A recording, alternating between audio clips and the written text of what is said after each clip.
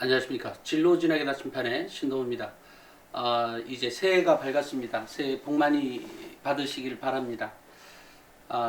이제 정시가 어제로 그 지원이 끝났죠. 그래서 뭐 전체적으로 보면 경쟁률이 많이 올랐습니다.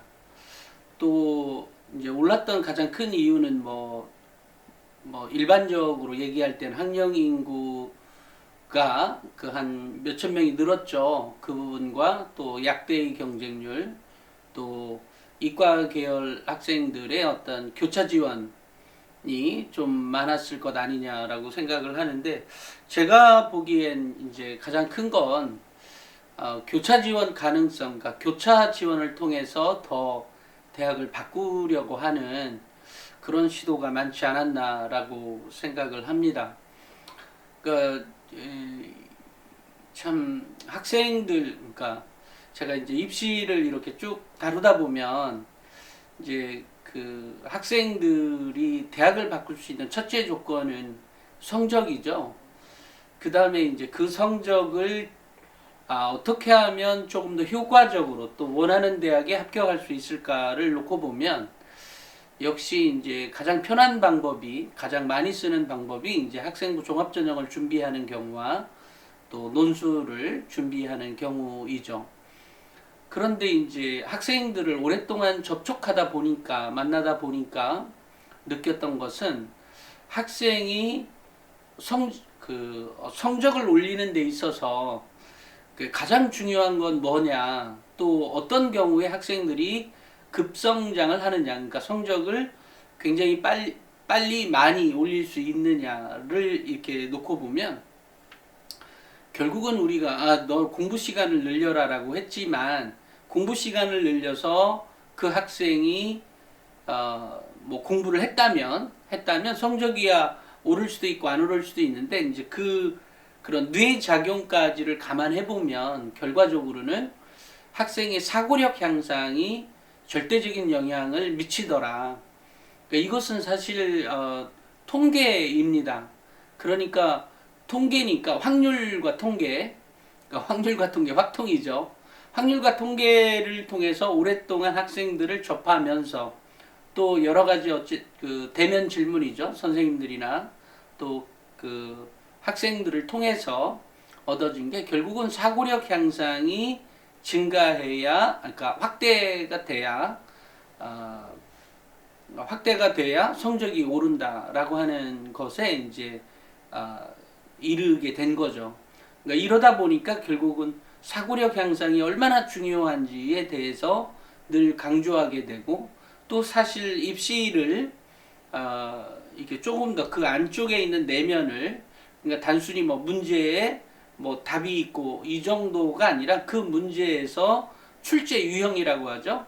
그 출제 유형을 살펴보면 결국은 그 사고력이 높은 학생이 결과적으로 좋은 점수를 얻게 되더라. 수능에서.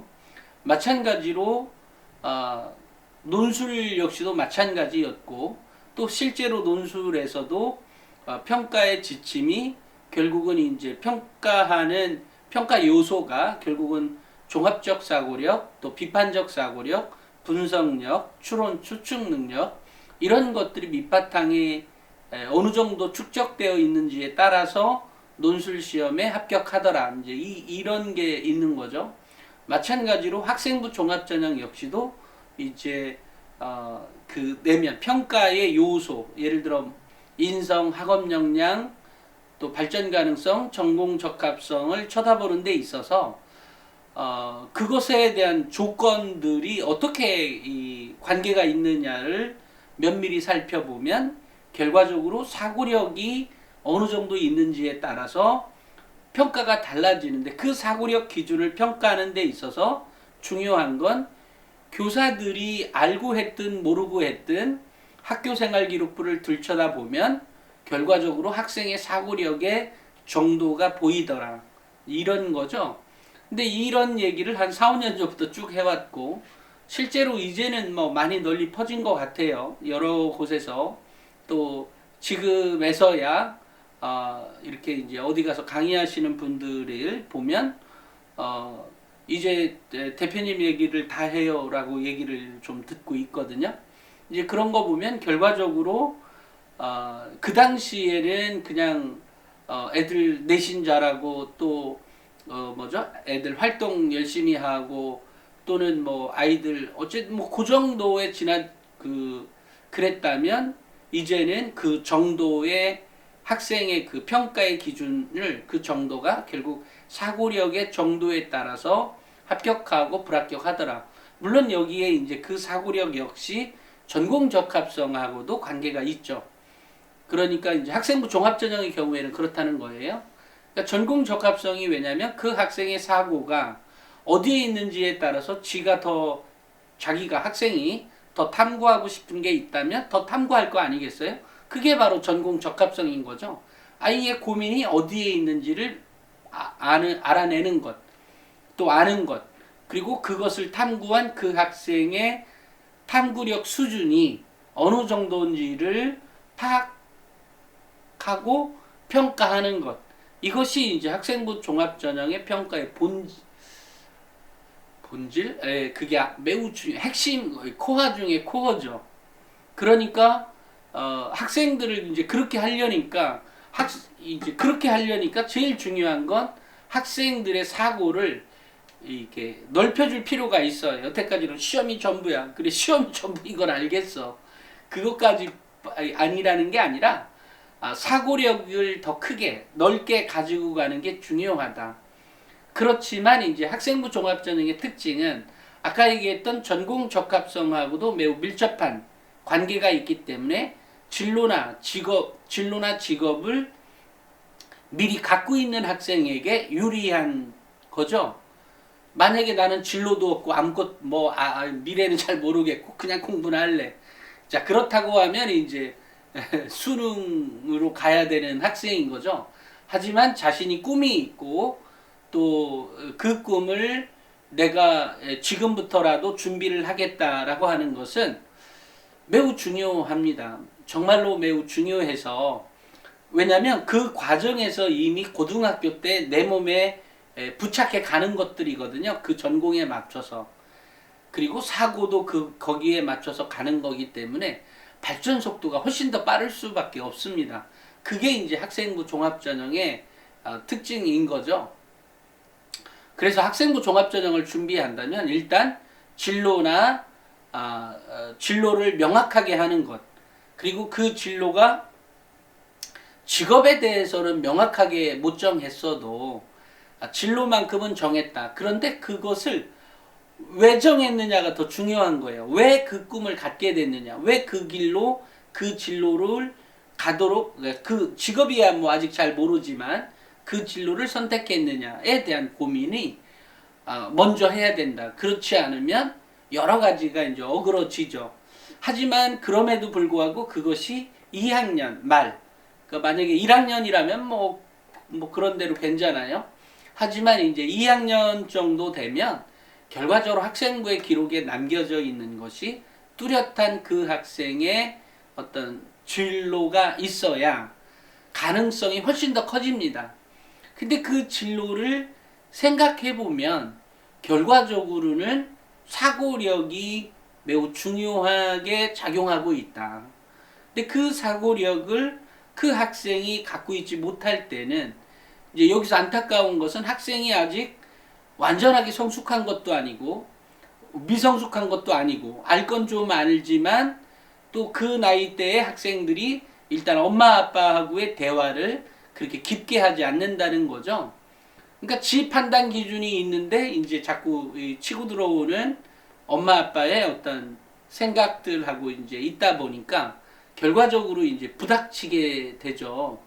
근데 문제는 좀 전에 얘기했던 그 사고력을 조금 더 들어가 보면 결과적으로는 어른들과의 대화, 물론 친구들과의 대화도 필요하지만 근데 뭐 친구들이 그런 대화를 길게 잘 하진 않으니까 뭐 하려면 하겠죠. 매우 가까운 친구이면서 서로를 매우 존중해주는 그런 관계라면 좀 다를 수 있겠지만 일반적으로 조금 그렇게까지는 아닐 것 같아요. 다만 여기서 학생부 종합전형의 어떤 전공 적합성을 잘 준비한다는 것은 이미 꿈을 갖고 있다면 상관없지만 꿈이 설령 있다고 해도 아니면 그것이 좀 더 불명확한다 해서 이제 좀 정하겠다라고 하면 일단 이 뭐죠?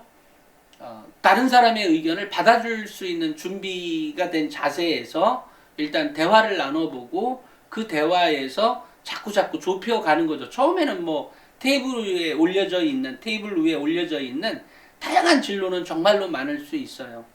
하지만 그것을 좁혀가는 과정에서 그 꿈이 명확해질 때 학교생활 기록부의 기록도 달라진다는 사실이에요.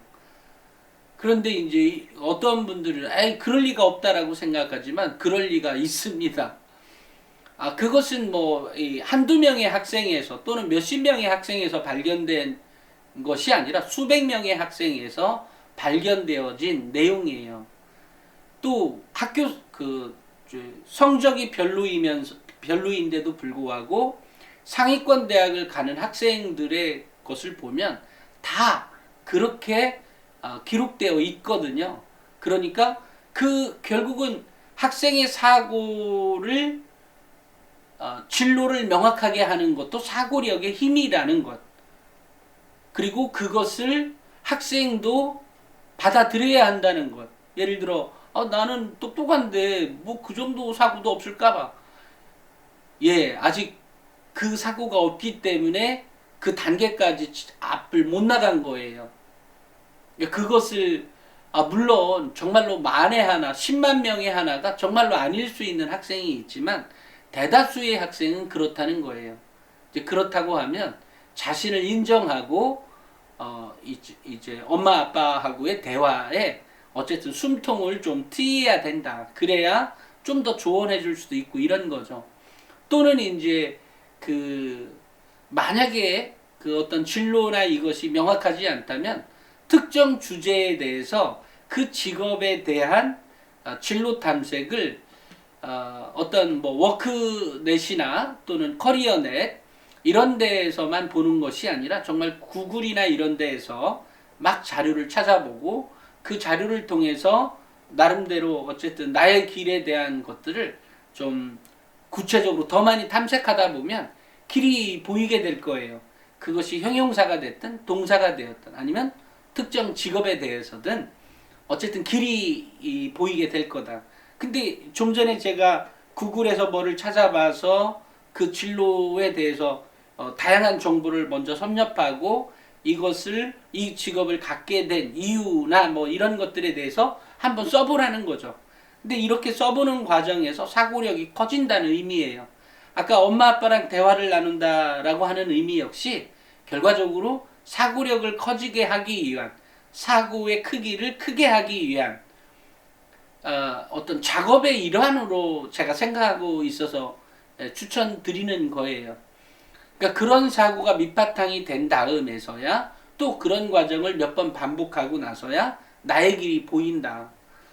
그리고 그렇게 준비가 될 때 학생부 종합전형에서 기록의 정도의 차이, 아까 이 정도의 차이에 따라서 대학의 순위가 결정이 되는데 그 정도가 하위권으로 올라갈 수 있는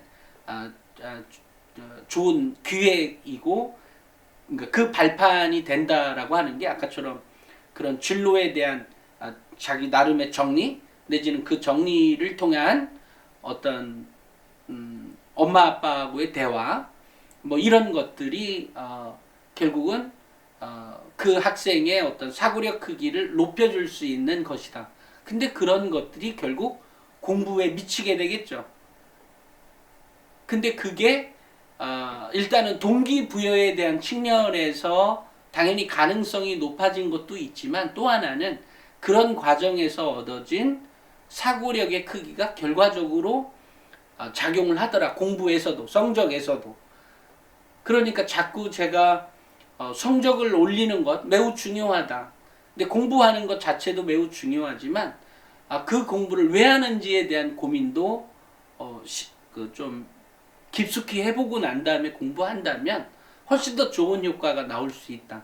특히 학생부 종합전형이라면 더더욱 그럴 것이고 또 논술 역시도 마찬가지죠. 논술 역시도 그 지문들이 이렇게 나오면 그 지문을 이해하는 방법 역시 마찬가지라고 하는 생각을 좀 많이 가져봐요. 우리 나침판에 보면 논술 같은 게 대학교에 그 시험 출제된 것들이 그 중간중간에 전체는 아니지만 대학별로 이렇게 나오거든요. 매달 연재를 하고 있는데 그 문장을 풀어가는 방식, 그 지문을 푸는 방식에 있어서도 제가 좀 전에 얘기했던 그 사고력의 크기는 매우 중요하게 작용하고 있더라를 느낄 수가 있었습니다.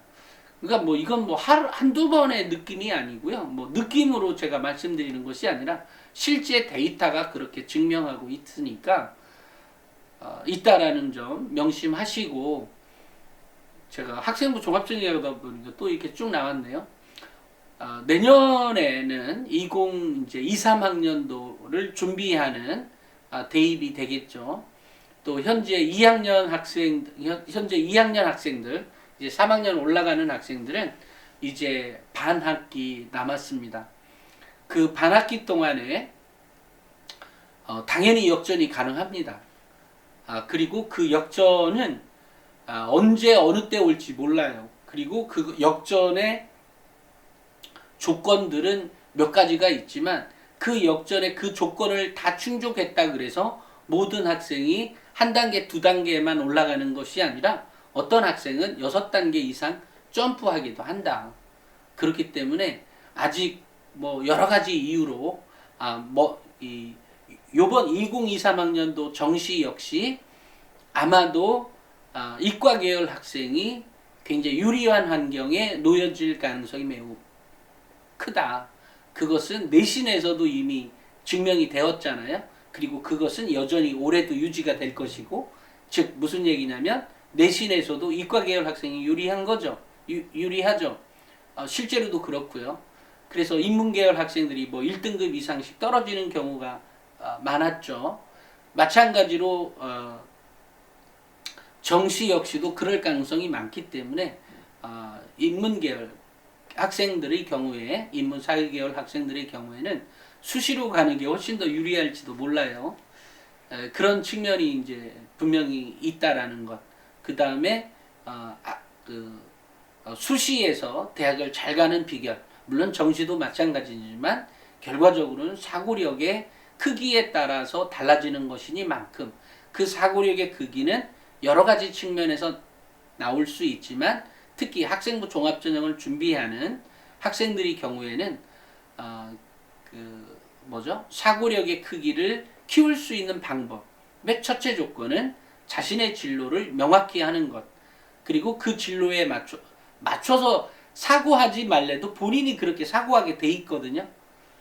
이제 그렇게 될 때 그 기록이 훨씬 더 높아진다는 것 명심하시고, 대입도 준비하고, 만약에 이제 예비 고1의 경우라면 제가 지금 말씀드렸던 내용을 좀 더 일찍 실천한다는 느낌을 가지고 공부한다면 훨씬 더 좋은 결과를 가져올 수 있다. 자기 성적보다 몇 단계 위의 대학을 갈 수 있다 라고 생각하면 될 것 같아요. 그 정도로 자신 있게 준비해 간다면 당연히 내신 성적도 오를 것이고, 당연히 그런 사고력 중심의 그 사고력을 높이는 것들은 당연히 모의고사 성적을 올릴 수 있는 노력, 그러니까 그거를 명확하게 해라. 그러니까 예전처럼 나는 모의고사 상관없어, 그죠? 수시로 가기 때문에, 특히 뭐 수능 최저도 없는 수시로 간다고 하면 당연히 모의고사는 관계가 없는 거죠. 하지만 모의고사에서 좋은 성적을 올릴 수 있도록 노력하는 것, 그것 자체가 사고력 증진에, 사고력 향상에, 사고력 증진에 도움이 된다는 것 잊지 말고 그렇게 공부하기를 바랍니다. 새해 복 많이 받으시고 오늘은 여기까지 하겠습니다. 감사합니다.